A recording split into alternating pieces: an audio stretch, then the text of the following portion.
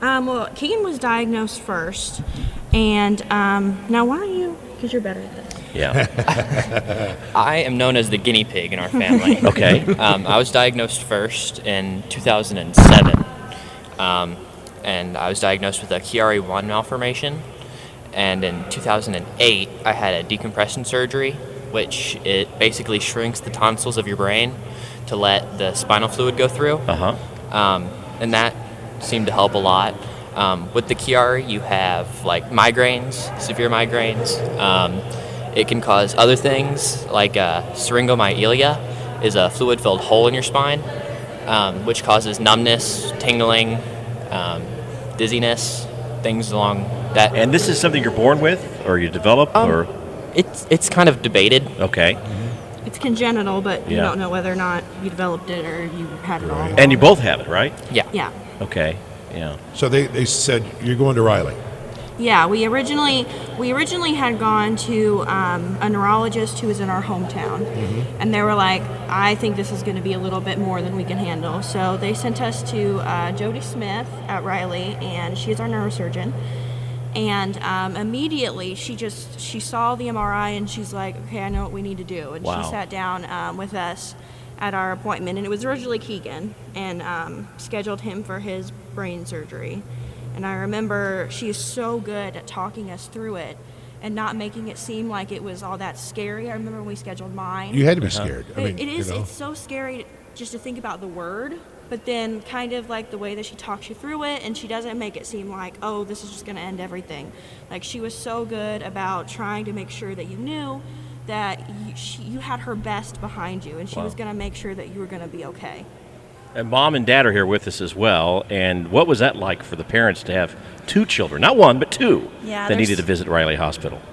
It was a little overwhelming for a while. Their surgeries were 6 months apart, and so we did know what to expect when Keely had her surgery, but it was we also knew what to expect. We knew the recovery was going to be rough, and it's a painful surgery to recover from. And then a couple of years after they had their brain surgery, they needed to have shunts. And so that began a whole nother round of surgery for them. So yeah, it's nice though because they can support each other. What was your knowledge of the hospital prior to having not one, but again, two children a part of Riley? Well, I think a lot of people have heard of Riley, and I hear a lot of people say it's one place you hope that you don't have to go to. That's right. But when you have to, you thank God that it's here. And that's how we've been since we've been here. As scary as it is, when you come here from not just the surgeons, but the nurses, when they walk in the door, anybody you see, it's just like your family. They want to take care of you. They don't want the kids to worry about things. They do everything they can to make you feel comfortable.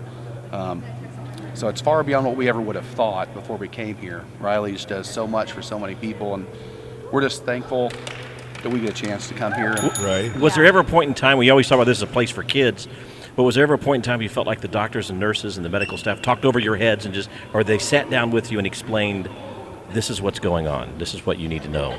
Yeah, I think they do a great job of breaking it down and keeping it simple. Dr. Smith sat with the kids and just put us all at ease. One night she stayed with Keegan until 8 o'clock, in the evening playing a game in the room with him, a ball game.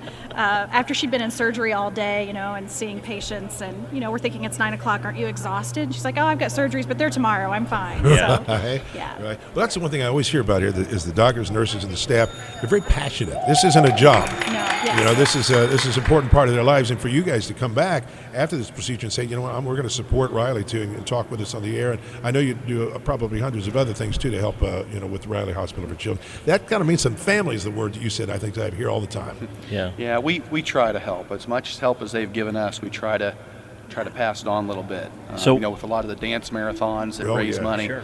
we try to support those. And anytime we can come back here and support and give back, we're glad to do that, because this is just they're like a second family too. Yeah. We spend a lot of time here. Well, and like Dr. Smith has said in like different interviews she's done, even to us, she refers to us as her kids. We're her kids, and that's the way we feel like everybody at Riley treats us. Child life specialists, our nurses, that we feel like we're a part of the family, and they do the best that they can to try to make us comfortable.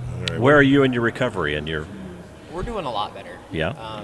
As things go on, you learn how to cope with certain things, and it's really just a day-by-day kind of thing. And you get used to it after a while, and things do get better. Yeah. We're always amazed, Mom and Dad, how strong these kids Yeah. are, aren't they? It's like God gave them that little extra boost of bravery, I think. Yeah. Because I don't think we could go through half the stuff that they go through. Well, thank you so much for stopping by and visiting with us. We really appreciate it. And best of luck, continued success and everything, and just go have fun, all right? Yeah. Thank you so much. Thank you. These are the reasons we want you to become Yeah. a miracle maker. Let me tell you right now what we've got. It's crunch time. We've got the last 3 hours here, the Radiothon. We've got 70 miracle makers right now, but we need you to step up right now. We're going to try to get 95. That's our call. 95, That's our which is frequency. a great yeah. number. Yeah, 95. 95 is what we're looking for here. So help us get those extra 25. Right now we have 4. We need 21 more. Yeah. 21 more miracle makers before 6 o'clock. So pick up the phone and make a difference. Be a part.